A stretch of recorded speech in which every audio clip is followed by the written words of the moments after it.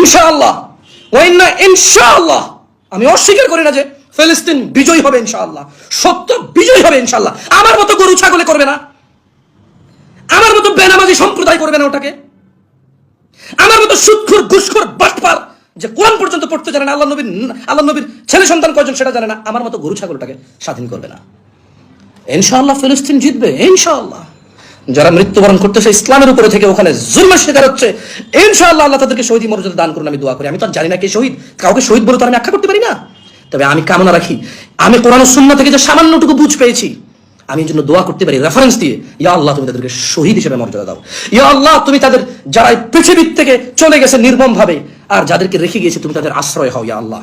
আমি জানি ফিলিস্তিন ইনশাআল্লাহ বিজয়ী হবে, তবে গরু ছাগলরা বিজয় করবে না, গরু ছাগলরা বিজয় করবে না, বেনামাজি সম্প্রদায় বিজয় করবে না, কোরআন তেলাওয়াত করতে জানে না এমন সম্প্রদায়টাকে বিজয় করবে না, যে মা বাপ তার ছেলে সন্তানকে কোরআন শিখায় না এমন বাপেরা যায় বিজয় করবে না, যে সন্তানরা সব বুঝে শুধু ইসলাম বোঝে না এমন সন্তানরা যায় বিজয় করবে না। ইনশাআল্লাহ বিজয় করবে কারা? ইসলামের বীর পুরুষরা।